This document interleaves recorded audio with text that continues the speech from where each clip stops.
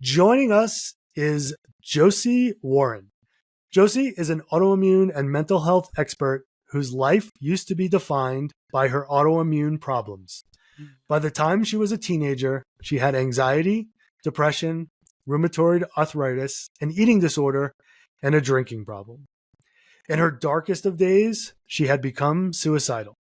After struggling for years with her mind and behaviors, Josie has completely resolved all of her addiction and mental health issues. Today, she is a responsible social drinker, I love that, who is emotionally at peace. As a businesswoman, Josie uses her experience with addiction and her past challenges to help individuals emotionally heal as she has. With that, let's go across the continental divide to welcome in Josie Warren. Hi, Josie. Hi, Eric. Hi, Mark. Thanks for having me tonight. Yeah, nice to be local. You can say it however you want. It doesn't matter. And thank you for joining us. And we're so excited to have you. And I mean, you. We might be at what, like a half dozen Colorado guests? It's not. You're a part of an exclusive club. Yeah. I appreciate that. Yeah, a very exclusive club. And the ones who have been on the show, interestingly enough, have all been on the other side of the continental divide. And so, as much as we have a lot of issues and struggles with mental health and addiction and recovery and high suicide rates in mountain towns here. All of our guests have come from Denver and points north and south of there. So, well, not everybody, right? Not everybody. Well, I mean, Ben was in the Front Range at the time, but we met him here, and then Otis was a Basalt. I was like, I'm gonna butcher his name. In Basalt, but not far. Yes, but everyone else is Boulder, Denver, Castle Rock, and somewhere off and around the I-25, I-470. Yeah, the corridor. The corridor. Well, and Eric's never had to put up with that, but my wife and I actually lived 10 miles south and west of Denver down 285, and she worked off 470, so I know what that's all about. Oh, yeah. Yeah. Denver native here, so. Oh, excellent. Well, and I have to be honest, listening to your bio, there was one thing that just struck me right off, and we're obviously going to get into all of it, but the identification of having had trouble with substances before, but then being able to manage it is super rare, right? Because if you think about AA, NA, and a lot of different rehabilitation or treatment plans, and we don't agree with this, by the way. Thank you, Dr. Rob Kelly. The addiction is a symptom of the problem. It's not the only problem, is what we've been taught in our experiences. And I would just love to hear a bit of your relationship with being able to be a social drinker after having had other issues, because it excites me. That's a great question, Mark. History of addiction myself. And then I also was a drug and alcohol counselor. I actually worked at the Betty Ford Center for some time. So I'm very well versed in addiction as a disease model. But I know from my own experience after resolving my addiction issues that it's actually not a chronic disease. It's actually a disease that can be resolved. As the problem is, if you think about it, we live in a culture, I'm not saying good or bad, but the 12-step program, if I take away the substance that's the problem, great, but there I am. I'm still dealing with myself, which is actually the real issue. So while I, came in and out of being sober, my first time I stopped drinking was I was 19, got a DUI, almost killed myself, and was in and out of jail, went to the hospital, almost had to leave college. I mean, it was a problem for me for sure.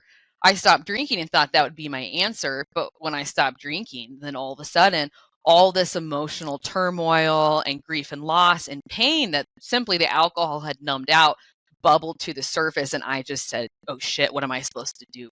What do I do now? So through that process, thinking that I could solve it, becoming a licensed therapist, that didn't work. Was sober for a long time, was still emotional mess. What actually happened for me is I hit rock bottom with my health and my autoimmune diseases. And I came to a center that I now work for here in Colorado called the New Life Center. And the founders basically first said, A, why are you doing this all to yourself?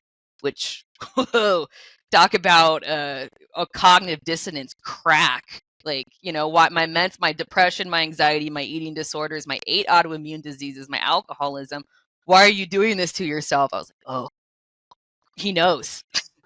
And then for him to say, and they're all connected and they're all related. So Mark, that's what I want our world to know, is that these are not isolated and addiction is not chronic, that it's all coming from a dysregulation of myself and my emotional state and how I feel about myself, which actually is separate from the life experiences that we've had. I thought, oh, it's the trauma that I had that must cause, my dad was an alcoholic, I must be an alcoholic. Like, no, it's me and the life choices that I made. And we're all the kind of people, whether we have depression, whether we have mental health conditions, whether we have addiction, we're the kind of people that simply don't know the blueprint for how to do life. So life thus feels scary and hard, and we emotionally stuff the challenging experiences we've had, and eventually our body goes out of dysregulation, goes from the parasympathetic to the sympathetic nervous system, and from that place a dysregulation happens, which breeds addiction, mental health conditions, autoimmune diseases. So when I worked at the true root cause, which was me, not the alcohol, to answer your question, when I actually worked on myself and not through therapy or 12-step, and I changed how I was able to handle my life and got back in the driver's seat of my life and took back control, then I was able to heal emotionally myself. My body, or the body, gets out of the sympathetic, moves in the parasympathetic. We heal and self-repair. Addiction is no longer an issue anymore. And, thankfully, that's the resolution to autoimmune diseases and mental health conditions too. So I was able to heal myself from everything with one fell swoop. And I'll tell you what, that's not what I was expecting. I just tried to get my autoimmune diseases in check, but I ended up being able to save myself. Well, this hits really close to home. I have a very close relative of mine that they actually thought for a long time they had rheumatoid arthritis, and then later realized it was psoriatic, which is very different and has gone through some different treatments. And it's funny, I think I've quoted this song before, but there's a song by Social Distortion called Ball and Chain. And one of the lyrics I love because it says, but wherever I have gone, I was sure to find myself there. You can run all your life, but not go anywhere. And as you were talking about this idea of, it seems so simple, right? Every self-help book is like, heal thyself, or, look within for the answers. And it's like, yes. And then I feel like there's like 45 blank pages after that are so universal, but also so individual to what the actual person is dealing with. So from the medical perspective, here you are with PA, which can be incredibly debilitating. And how did you find out, or did you just discover the link that kind of healing yourself and caring for yourself in different ways was able to take care of that? Yeah, really great question. And I think too, you spoke to a good point. I had to get out. I would admit I was in complete cognitive dissonance with all of my health issues. I was doing alternative therapy. I was doing Western medicine. I was a therapist, also seeing a therapist. I was doing 12-step. I was doing all of these methodologies, and I thought they were working. But here's the thing.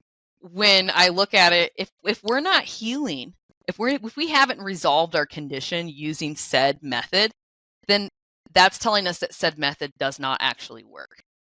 Like, that's the cognitive dissonance crack that I needed to hear. It was a tough pill to swallow, especially since I had made therapy my life. But if we're doing something and it doesn't actually resolve the condition, that we might be going up and down, but really we're just going around in circles and relapsing or getting better, but then getting worse, then what we're doing is not working. So when I came to where I work now, my mentor developed this program 20 years ago.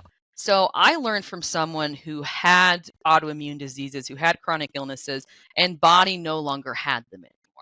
And so he developed this 20 years ago. Everybody we work with gets better. I found it very hard to believe because I thought I was unique and special.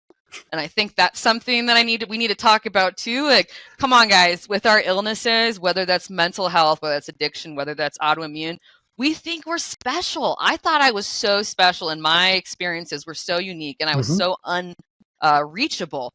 But he said, no, we're actually all the same. And so, Mark, to answer your question, healing is a very simple process. And the reason that people aren't getting better is people don't really know how to heal. So when you actually know how to heal, you can take anyone through that process, whatever their background is, whatever their quote unquote trauma is, however many, myriad conditions of chronic illness that they have, and the body heals and self-repairs. So it was very much, this is not something we can do on our own. We all need a teacher who has been down that path, who has actually permanently resolved the condition within the body, not just, temporary remission, but has resolved the condition and no longer needs medication, food, supplements, etc. That's the program that I went through, and clearly it worked for me in like 3 months. I mean, I wouldn't be alive right now. I'm 36 years old, and in my 20s, I mean, I was going to burn out before I was 30. I'm still here. I'm completely healthy, and that's what I take all my students through. We have to have someone who's done it in order to show us the pathway. And you brought up something really important, and I'm going to follow on with that. As you were talking about how each of us at some point on our own personal journeys, we think we're special, we're the only ones. Yeah. Nobody else, there's absolutely nobody else who could possibly be going through or has gone through what I'm going through. And right. And so we get to a point where we think, well, there's nobody that can help us. Nobody's heard about what I have. Right. Yeah. And 100%. it couldn't be any further from the truth. When you start to have conversations, whether it's just a conversation with a friend, or if it's a conversation with a therapist, or if it's a conversation with any other professional, I've always been amazed when I share something and I'm expecting that look of like shock and somebody to pull back, and they end up just looking at me and nodding their head and going, uh-huh, uh-huh. You don't have to be alone to be a rare and special flower. There could it's sobering, isn't it? There could be a field of rare and special flowers. Yes, but we don't know we're in that field. We 100%. Think we're the only flower, and that's the problem. And they're not necessarily beautiful flowers. Well, no, but I think, Josie, what you're saying is dead on, right? That's also part of the problem, but it's also incredibly freeing.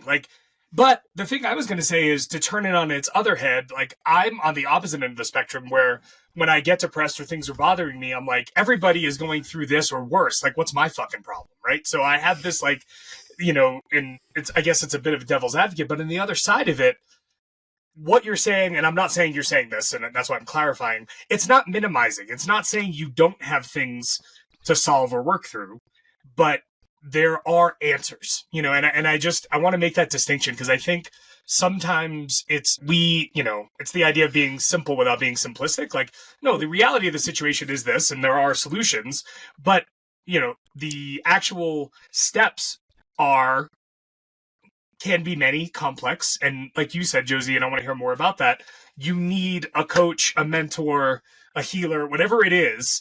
And Eric and I are actually a big fan of the mental healing teams. You might need more than one if you're, if you're like Eric or I. It's a village. Yes. Sometimes it takes a state. Yes. The whole state. It takes the whole state. So I would love to hear about like how that works and how you think that shows up, or you can even talk just from your own personal experience of how it showed up for you. Yeah, great question. And a good point of clarity is that what you shared about Mark and then Tiny, and what you said, Eric, is here's the problem that I know. We'll speak for mental health right now, is that we are being brainwashed, telling ourselves and being told that it's complex, that healing is unique, that we're all a special flower, right, Eric? That everybody needs a little bit of something different. We all have had different life experiences, and the pathway to healing is, and this goes actually for chronic illness and autoimmune too, and addiction, but the pathway to healing is special and unique for all of us, and that it's complex, and that it's complicated and multi-layered. And here is what I have learned, bar none, when it comes to health. If it's complicated, then it doesn't work. Truth is simple. Healing is actually incredibly simple. It's a simple reason we all got our conditions, our mental health conditions. It's a very simple pathway out. And when I can't know that, I'm separated from my own truth. And what happens, the byproduct of that is we live in this culture that reinforces that there's all these special things about us that need to be addressed, or parts of ourselves that need to be spoken to, or childhood wounds that need to be touched at, when really all that's doing is trapping us in our own conditions, especially the idea that, oh, I have it because of my genetics, right? I have the genetics too, guys.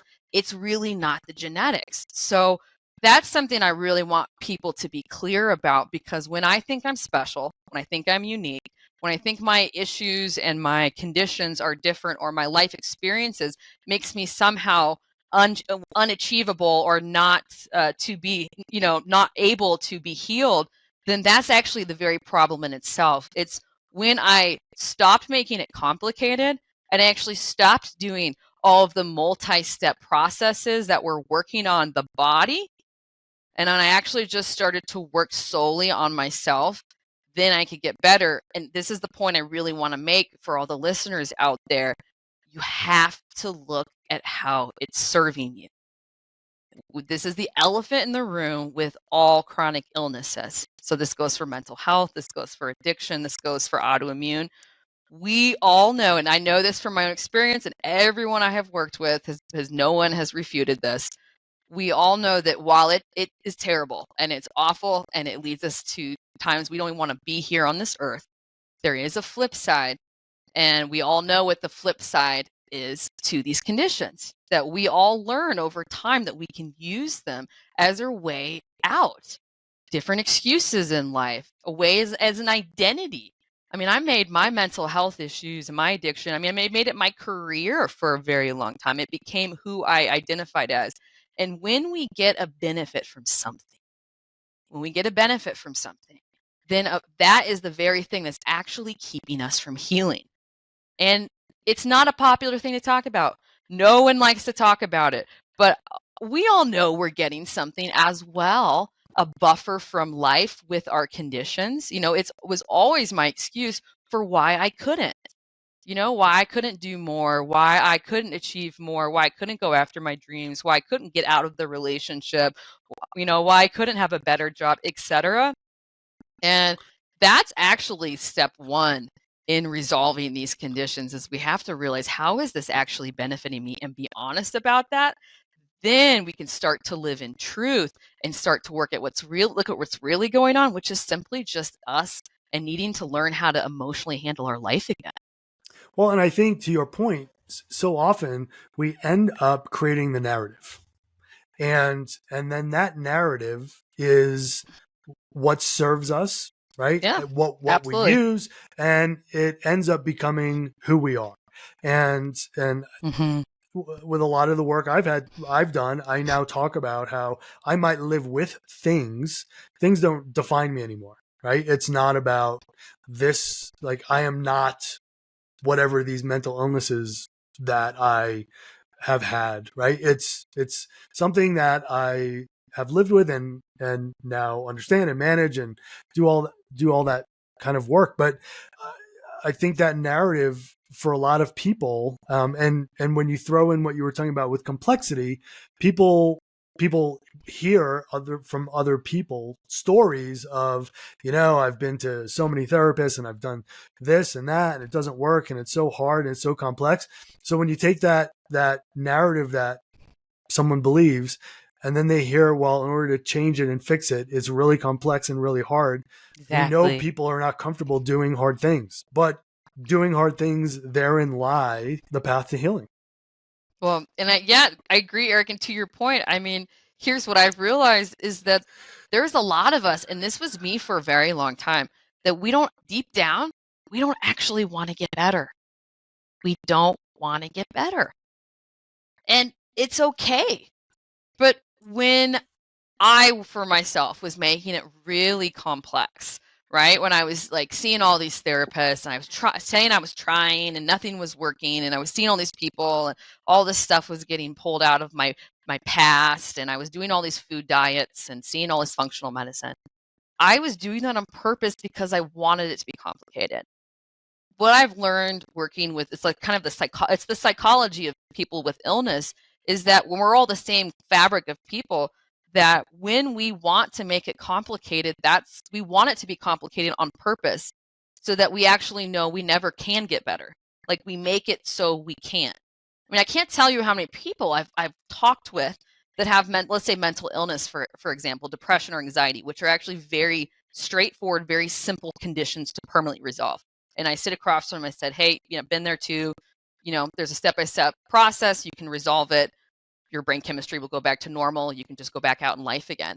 And I never hear from them again. Or actually, people get angry at me. They get actually physically mad at me for even insinuating that what they want to believe is chronic can actually be healed. So it's, again, really pulling the wool away from what is the psychology of ourself and being honest, because that was me too. And when I was pretending to want to get better, and when I was living in the complicated story of my conditions and trying to get better, and yet I was getting all of these benefits and was hiding away from life and didn't really want to get out there in my life and actually made it my life's purpose, well, then of course we're not going to get better. But a lot of us don't want to. And I can never get better if I don't really want to. Yeah.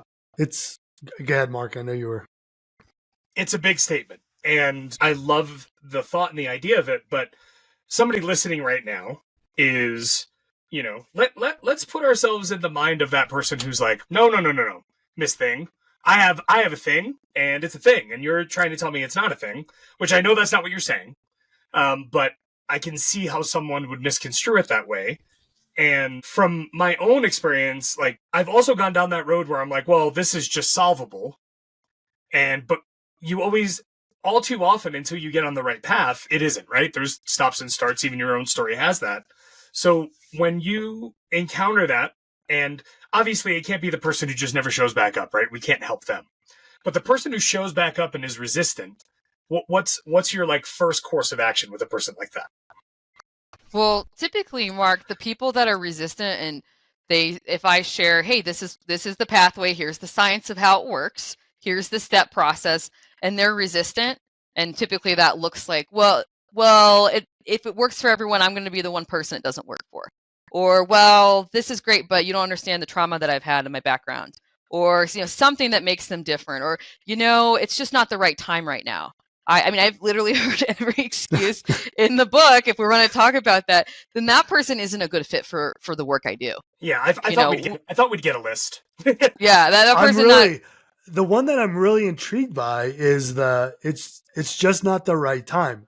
Oh, I've heard yeah. Which is incredibly puzzling to me, because when I think of some of the darkest times that I've gone through, all I want at that point in time is to get better. And the only thing that's important at that time is that. It's just weird for me to hear that somebody would actually say, I'm struggling. Really struggling. But, really struggling. But now is not the right time. Yeah, not the right time. Maybe after the summertime.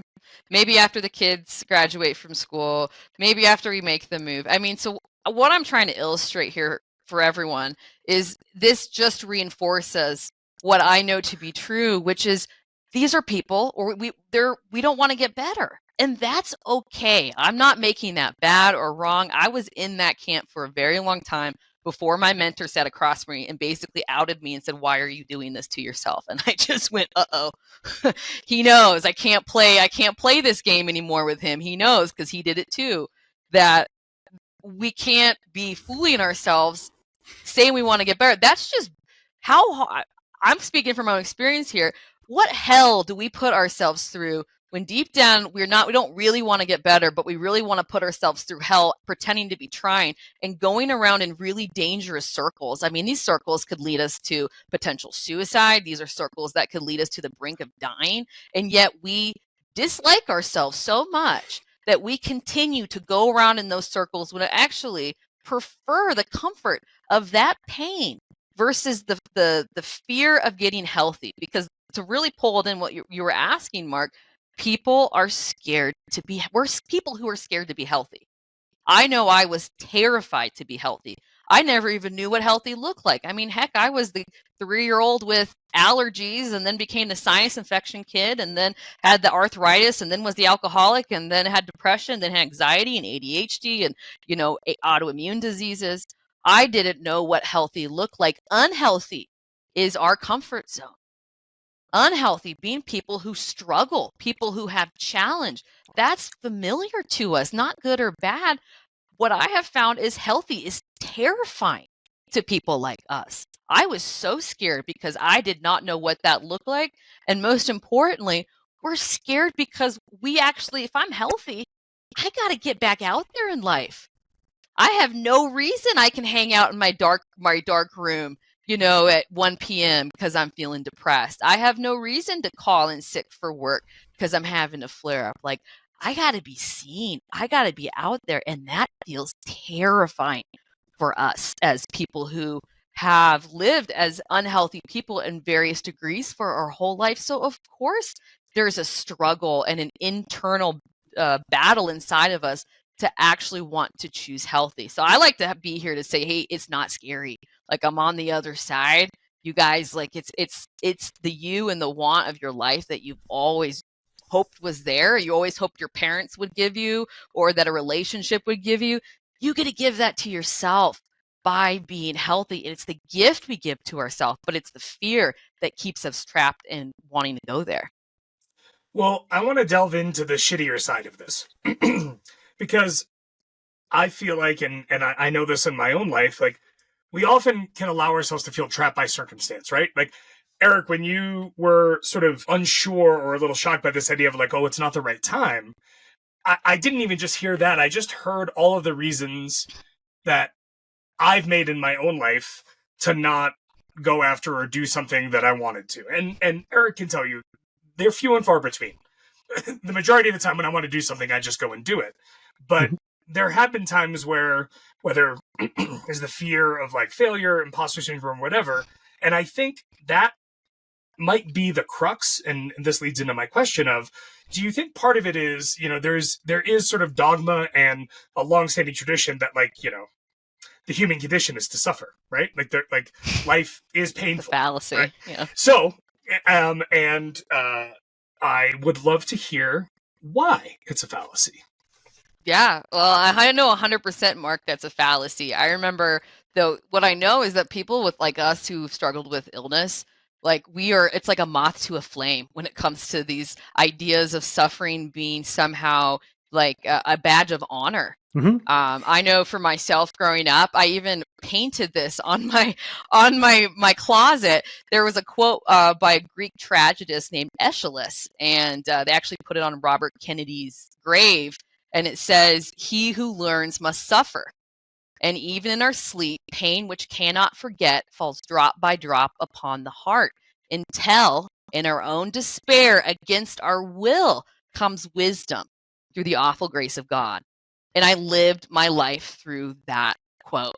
I lived my life through that. I truly thought that it was through the pain of my suffering that came my personality, that came my complexity, that came the necessary learnings that I had to have. But here's the distinction, Mark. We say suffering is a bad thing. The problem is that what we deem as suffering in our culture, even back with the Greek tragedists, it's actually just called life. That's where we have it wrong. It's just called life. And it's actually, I'm going to call it a matrix that we get trapped in, thinking that the challenges that we go through, like me, my father dying of substance abuse when I was 15, a wonderful man. I loved him dearly. I thought that I was going to be trapped in the pain of that suffering for the rest of my life. Or, family discord, losing ones we loved, marriages breaking up, wars, things of that nature, things that we go through naturally as humans, we call suffering, but it's life. And when I, as a human, label life experiences as suffering, I'm inadvertently trapping myself in that experience, telling myself that it's more, like back to the flower comment, Eric, that it's more than others, that it's unique, that it's too insurmountable for me to get past. And that's actually, viewing life as suffering is how life crushes us, and is actually what leads to, from a physiological place, that overload of feelings of suffering and being overloaded is actually what causes the very imbalance in our chemistry in our bodies that causes mental health and chronic illness in the first place. That, I had to own for myself that I wasn't special, and that I was using my victim story that I could pull out at any time of all the bad things that have happened. I know you alluded to this, Mark or Eric, about just, our stories. I like to call it my victim story, and thanks in part, quote unquote, thanks to our current therapy, that we pull that card out, and that suffering card, that victim story, as the reason why for all our things. When if I realize that this is life, then I have to realize that it happens to almost everybody in some kind of way. And that as a human, I have the capacity and the internal resilience when I grow and build it to overcome said challenges, and that they actually don't weigh us down. That my life that I have is a product of my choices and decisions. That's what I had to realize. I'm not a product of my circumstances or suffering. So, Josie, I just want to clarify. You introduced Aeschylus as a Greek tragedian. He invented it. So he was the first person to add a second person onto the stage. And I think one of the things that's interesting, and it hadn't occurred to me before, but, for someone who's studied theater and drama for a large part of my adult life and my childhood, the original Greeks are the original thinkers, right? So much, and even if you think about how Jung and Freud developed some of their early ideas about human consciousness and how we interact, a lot of it was actually based on their studies of Plato and Socrates, who were often either cited or were colleagues and peers of the people who wrote these plays. And I think it's so interesting to look at, right? Because a lens, for me, theater and film has always been the lens at which we look at ourselves as a mirror, right? Like, trying to understand the human condition. And you made an interesting statement earlier that I want to dig in on, which is this idea of whether it is through identity and identifying as like, oh, this is a thing I have, so it's who I am, or when we use it as a barrier of like, oh, that interaction or situation is difficult for me because of this, and then we can like wash our hands and walk away.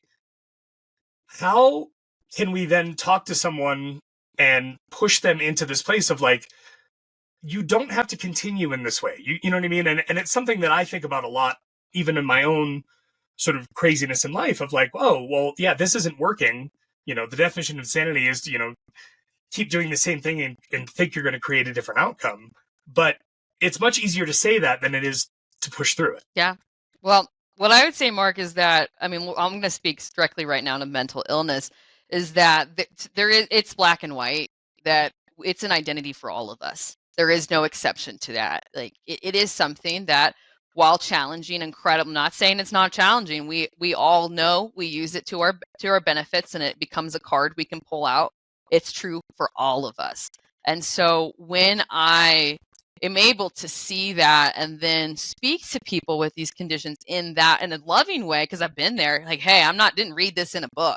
This is my lived experience and that of my students. But when I know that, and 100%, and can come at that from that place, that's the level of honesty and truth that we all need to heal. Like I needed my mentor to just say straight up, why are you doing this to yourself? I didn't need him to say, why are you doing this to yourself sometimes? Right? Or why are you doing this to yourself? And what did your parents do to you? That would have never gotten better if I had heard that. And the problem is that all the professionals that are out there trying to help people with these conditions leave us these gray areas to be able to hide in and to say, I'm trying, or poor me, it's because of what happened to me in my past, or it's my trauma, or it's my genetics, or it's my upbringing, when really all we are do is weaving this really, weaving that victim story and that narrative even deeper. And so we have to ask ourselves, like for me, Mark, I have to ask myself, again, why am I doing this to myself? And I have to find it in myself to not want to do that to myself anymore, to not want to put myself through the hell that I had put myself through with my addictions and my mental illnesses and my autoimmune diseases and all that I was doing to hide away from life and be different and special and get attention and be taken care of, especially as a woman, and say, I don't want to do that to myself anymore. That's the simple truth that we have to honestly tell ourselves, to then stop enabling ourselves and what's actually perpetuating our conditions. Get out of the belief that we're unique and special and that we need all these extra things to heal us and that it's a life journey. No, it's not. Mental illness, autoimmune, chronic illness, it heals very quickly, especially mental illness. My gosh, depression, anxiety, you wouldn't believe how quickly I've seen it resolve completely in people without medication, without foods, without supplements, but by just looking at ourselves and getting honest and resolving that unhealthy emotional state and how we feel about ourselves. That's actually the driving force of why we have these conditions in the first place. There's nothing wrong with us. We just need to learn how to do life. So And I'm that really is glad so you empowering. stepped into the depression realm. And so stepping out of your personal Yeah. story, Josie, and this is something I know you and I talked about, and I think it's a great opportunity with, both Mark and I, so two men hosting the podcast. And this idea Yeah. around, male depression and why it seems to be so prevalent in today's society, kind of, and what those links are. And I know this is something that you work quite a bit with, you're quite passionate about, and so I'd love to kind of open up the conversation and kind of go down that road. Yeah, well, good bridge. And just to bridge what we were talking about, Eric, that once I realized that this is happening within me, that I'm the root cause, right? It's not my background, it's not my upbringing. Then I have to be empowered to know that I have to do something different. Because what I have found, and this is for men, and I like to call them good men. So I'm not talking about, the bad boys and the master manipulators. We're not talking about people who gaslight or that buzzword narcissist these days. I'm talking about just your everyday good man who's struggling with anxiety and depression. That there is this whole hidden world that's happening with them and their girlfriend or their partner, their female partner or their wife, that they need to wake up and be aware of, because no woman wants to talk about this, because I'm basically outing what we all know to be true. So there's two parts of this, Eric, and this is why I believe that mental health is incredibly prevalent in good men, and good men can feel very trapped and misunderstood of why are we not getting better. This is number one, and I can speak about this being a woman who had anxiety and depression, but picked a man who had anxiety and depression, is that we chose you on purpose. We knew you had a flaw. We looked for that flaw and we chose you on purpose. Now, that doesn't mean that we didn't love you and that we're these wonderful qualities, but as women, we choose men with a flaw, and a very common is anxiety or depression, because we want to have something that we can always use down the road as our back door and our way out of the relationship, right? So I'm speaking from my own experience. I knew a wonderful man, just the salt of the earth. What's wrong with you? And then the deeper reason of all of this is that as women, we're a mess too.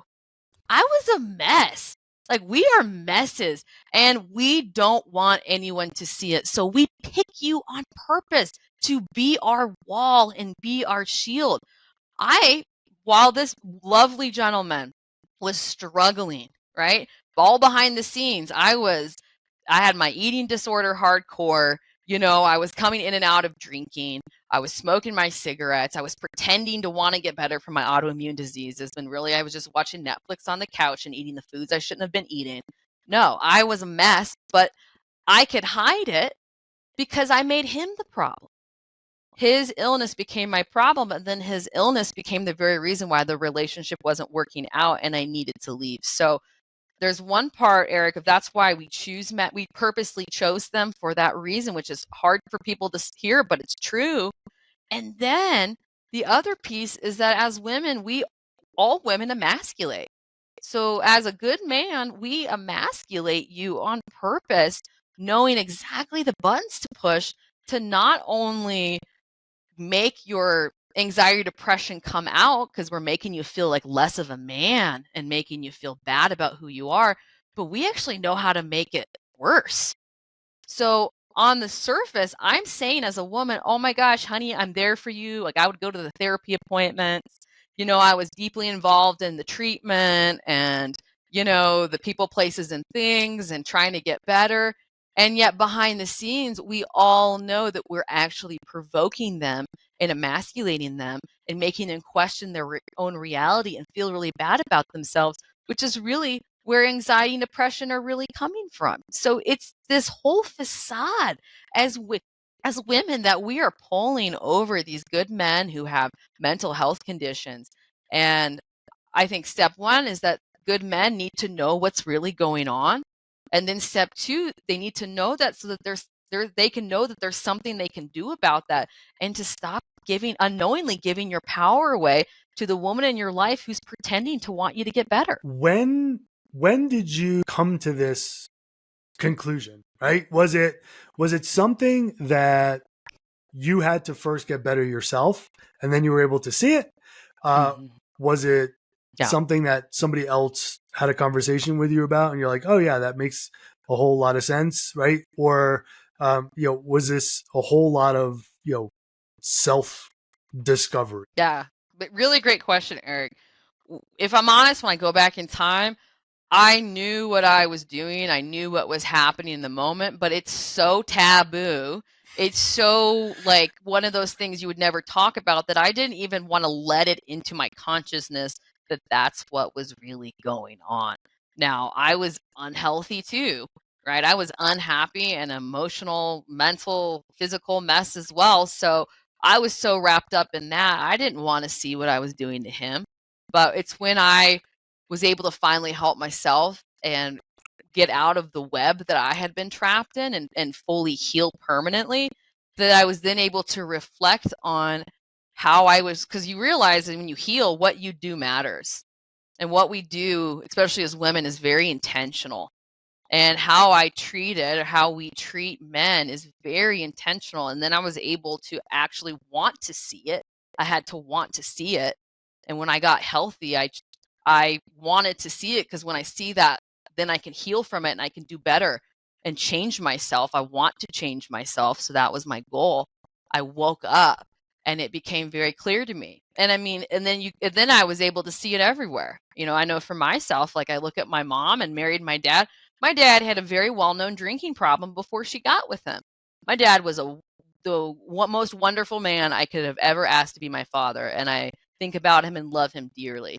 And I know why my mom got with him, because he had a flaw, because he looked like a project that maybe she could work on. But all the while she knew that because he was already broken, it wouldn't take anything for her to just emasculate and emasculate and emasculate him and tear him down. And all the while, as a child, I couldn't see it. I thought he was the problem. That's the problem too with this. When these couples have children, the wives, as women, we weaponize the children against the man, these good men. They don't even know what's happening. And so I grew up for years thinking that my dad was this awful, mean, like bipolar, alcoholic mess who didn't love me. And it was only when I could become healthy and I could look back, I saw what she did to him. I saw what she did to him, and I saw how she turned us against him, and it's evil. And I'm not saying it's all women. That's what we do. And who's ever going to call us out on that too? Like no one would ever say that. That would be like the most sacrilegious thing you could ever say. But as women, we all know it's true. And that's why women get really angry when this gets brought out. I mean, they will get just like ratchetly, lividly pissed, like kill you angry. That's how you know it's true, right? If they were to be calm about it, not true. You tell this to any woman that's doing it and they get crazy angry, there it is. Where there's smoke, there's fire. There's smoke, there's fire. Well, and it's interesting because, and I've mentioned him a few times before on the podcast, but I don't necessarily love or agree with everything he says, but Jordan Peterson has pushed into this space a couple times and gotten in a ton of trouble for it. And there is this might be a little loaded, but I'm just going to say it. There is a sense of a release or a letting go of personal responsibility that I often see or feel. And I want to be clear. I'm not saying that I'm not going like full individual, like rugged, pull yourself up by your bootstraps and solve it. But the fact of the matter is, my default when I see a problem or an issue in a situation is usually to look at my own behavior and be like, okay, what could I do different? How can I change this? Right. unfortunately, I don't think that's most people's defaults. So I think that's where the resistance starts, right? Like, and I use a simple term for it. Like when I see or meet people like that and I struggle to connect with them, I'm like, you're the kind of person that life happens to. Right. And that's, there's a very clear, and Eric's nodding because he's heard me say this. It's a very easy and simple distinction for me because I've never sort of had that bone in me. But in some ways, that has at times led to my depression and anxiety because you can be in a situation where you may not have a ton of control or things. And then it's like the flip because you're like, I did everything I could and everything's still all fucked up. Right. So when you see that, and I obviously have a few ideas of an answer, but I'd love to hear your perspective of like, yeah, life is tough at times. Bad shit happens like that. No one is arguing about that. But, whether it's a reframe or just, your sort of perspective, how do you push into that space of like, yeah, this is how we deal with the bad things? Yeah, well, I like what you said, Mark, about feeling like things are happening to us because that's a really fundamental principle of what I teach my students is the concept of locus of control, meaning place or location of control. And the straight truth about when we have depression, anxiety, chronic illness, autoimmune diseases, eating disorders, addiction, we are living baseline, no exception, with an external locus of control. Even when we think, I used to think like, yeah, well, maybe sometimes life is happening to me, but sometimes I have control over it. Like, absolutely not, right? The chaos and the lack of control that's happening in a deep level inside of me when I have a mental health condition, for instance, that's coming from living my life with an external locus of control, feeling that life is happening to me and that life has happened to me, and feeling like, I like to say, like I am a balloon floating in the wind and somebody else has this pulling around the string. And that's how we all live. And the problem is that we live in a world and a society and a culture that we live in an external locus of control. That's just the world that we live in. You say something has happened to you, they ask, who did it to you? You say you have a current problem. Like I went to my therapist, I have depression. Well, what were your parents like? Everything is happening to us at a very deep level. And I know that black and white. And with that perspective, we cannot change. And so that is true too in what I was just talking about with men.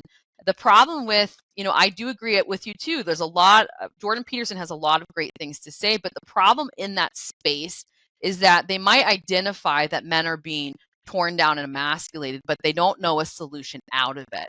And the problem is because it's all coming through a lens of external locus of control. But when we can flip and realize it's really just an awareness that there's another way, that's external. That's called an internal locus of control, which is being in control of myself and my life, being in the driver's seat, knowing that it's my choices and decisions that actually have created up until now, which was huge humble pie for me because I, like many, had a pretty crazy upbringing, but then also that my choices and decisions create my life now and into the future, period.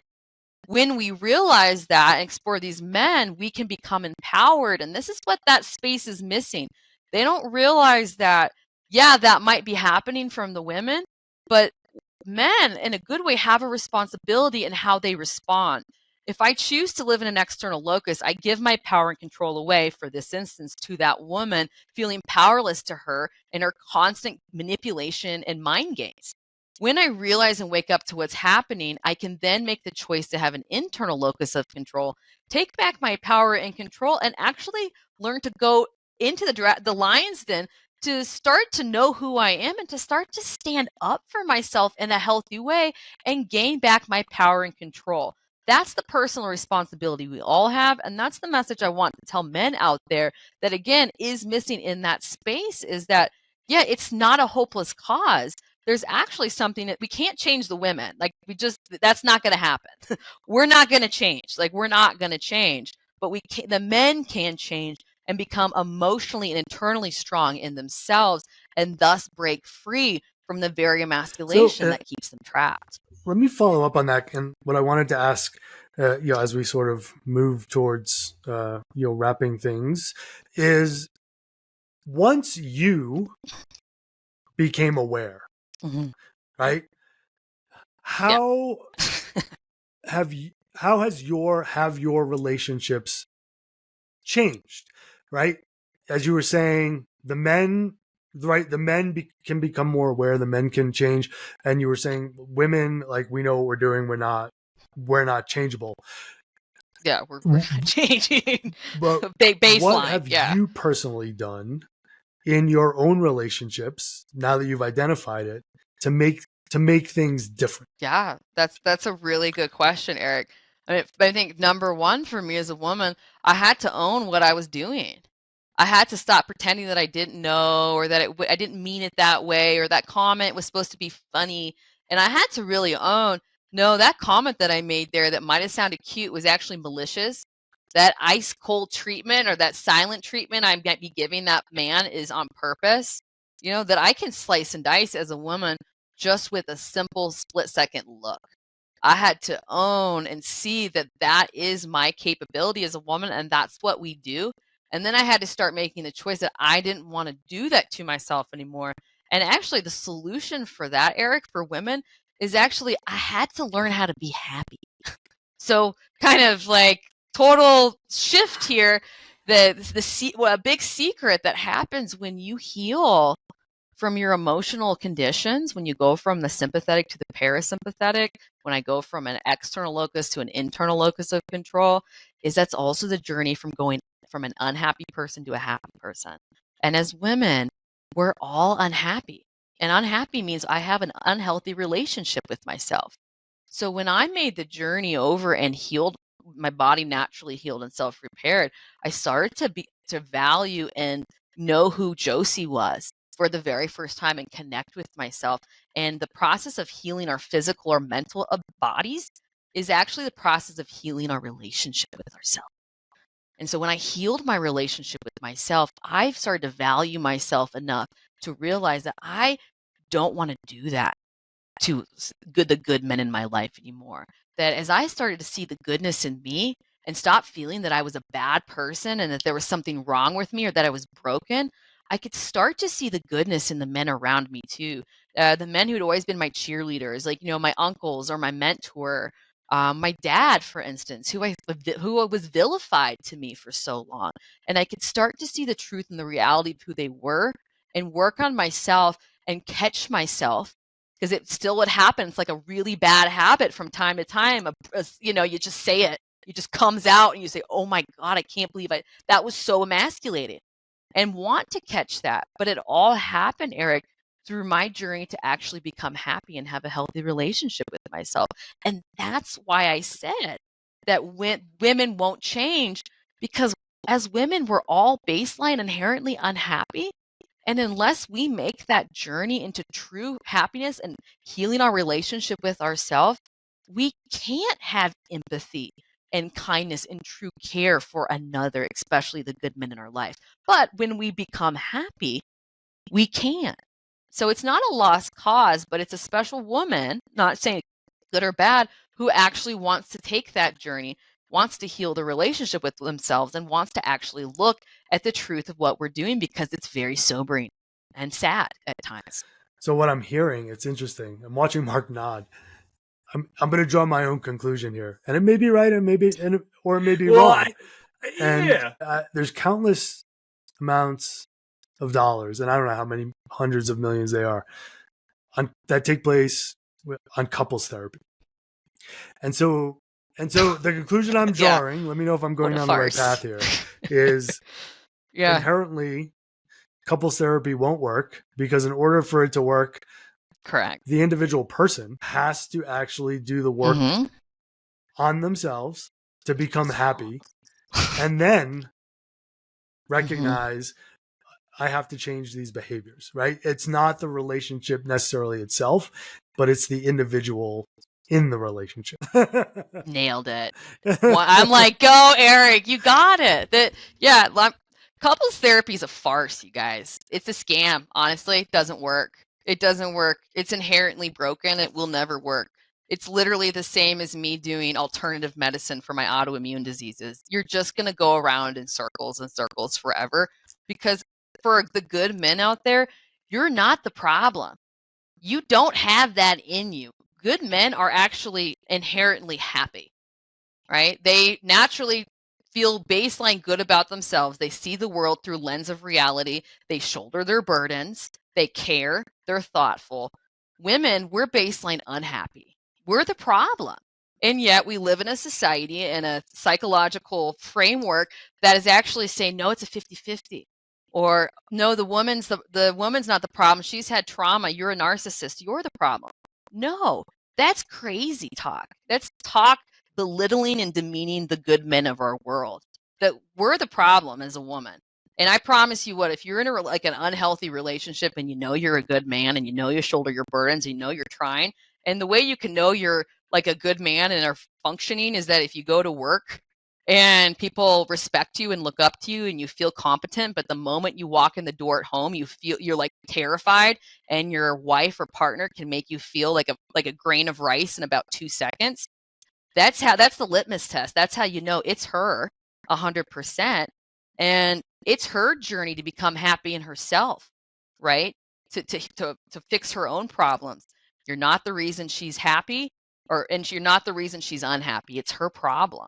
And then with a man to know that, no, you're not going to go to couples therapy because it's going to reinforce her story. You're going to work on yourself. You're going to build yourself back up for the good truth of who you are, and to know that everything you do and feel is reasonable, and to undo the brainwashing that we as women have done to you. And when you become strong in yourself, you can stand up to the emasculation and it won't tear you down anymore. So it's not about no women. That's ridiculous. Yes. No, men and women, like, this is the truth of our, the whole, there's like something called like MG toe. There's something where it says that men go their own way. Like, oh my gosh, no, that's crazy talk. It's about men and women coming together, men knowing the truth about the women they're with, and then becoming strong through that process. And no, it's not going to happen through couples therapy. I'm glad you clarified that, because I was sitting here trying to decide whether or not I was a good man, and you wrapped my head back around that, so thank you. Oh, good, Mark. Yeah, well, yeah. And just one last question, just in the sense of it, of really the sort of overlying sense of what I'm getting from you is not so far away from what I think is really important, which is, can you take a good hard look at yourself, look at your behaviors, look at what you're deciding to accept, and then, like you said, if you're okay with it, fine, like, stay the way you are, and if you have healthy relationships and you feel good in your life, everything's fine. But if you're at a point where you're like truly searching and it doesn't, I think of even listening to your early part of the story, it's like you actually couldn't make sense of the world, right? It was like, you talked about being discordant, or having this like disassociation from yourself. Then, unfortunately, and I guess this is where the part where I'm like, this part is hard, but the payoff is quick, right? Like, then you look at it and you're like, actually, if I'm the problem, then I could just go to work this minute. And I think, when I think of it that way, if you're out there listening, you're like, oh yeah, well, this doesn't pertain to me. I don't understand this. Sure, stay there. But the fact of the matter is like, we are conscious creatures who have will. And I'm not saying we could solve everything, right? Like, if a bus hits you, like, sure, maybe you shouldn't have stepped off the sidewalk. But if that thing jumps the fucking sidewalk and gets you, it happened. Cool. But I think all too often, and what you say about the societal outreach, and there's actually been a fair amount of research into the sort of biological necessities of, like, the women were the caregivers of the children. So like they're looking for the threats, and the men were looking for opportunities, right? Like, there's so much tied into how that worked. And, when I think of it in terms of that, it makes me look at myself and then look at the relationships in my life and be like, okay, is this serving me? What am I doing to serve the other person, right? Because it has to be. Eric and I have been very lucky to be married to a couple of amazing women for more than 20 years, but it's not simple. It's not easy. And there's a constant sense of it. And I think that, honestly, is probably what intimidates people, because it's like, you don't do the work once and it's done. It's like, how do you live with intention? How do you move through these things and then realize that, what happens is actually part of what you put into it? And do you think that is what scares people? That thinking it's not just thinking that it's hard, but knowing that, it's their choices. It's them. You know what I mean? Like there's that. yeah, it freaks people out. Yeah, because It it's like freaked me out. it's so much easier to have someone to blame. Yeah, that's why I was trapped in therapy for 20 years, It's like, oh my gosh, if I think it's even 5% somebody else, like, yeah, I can kind of take responsibility mostly, but there's this little portion that's not me, I will never heal. I will never heal. It's 100%. Our issues and conditions and problems, they're coming from us and the choices and decisions that we have chosen to make in our life that have made us feel bad about ourselves straight up. And if I think that's because of my genetics or my family's parenting style or some deaths that I have been through or relationship trauma, I will never escape, and I make myself a purposeful victim. So yeah, we live in a victim culture, unfortunately, because a victim is, wanting someone or something basically to be the cause for why I experience my life the way it is. And victim is synonymous with an external locus of control. That's the world that we live in. It's the culture that's been bred in self-help and therapy. And it's actually the very thing that keeps us trapped, because as humans, a beautiful or inherent nature, we don't want to know how simple it is. It's just us, period. It's me. My whole program could be called It's Me. It's me. Yes. Right. In a good way. Like my whole life story could be called It's Me. Every one of ours life story. It's me. It's me, period. It's me, it's me. And anything I say beyond that is just story. Anything I would say, but this, no, it's me. And you're right, Mark. It scares people because when we have to look at ourselves. We have to look at the choices and decisions and the slip-ups that we've made and the things we're not proud of. But when I realize it's me, that's actually the very awakening, because it is an awakening. It's me, period, is an awakening that then empowers me to realize, well, then I can change today.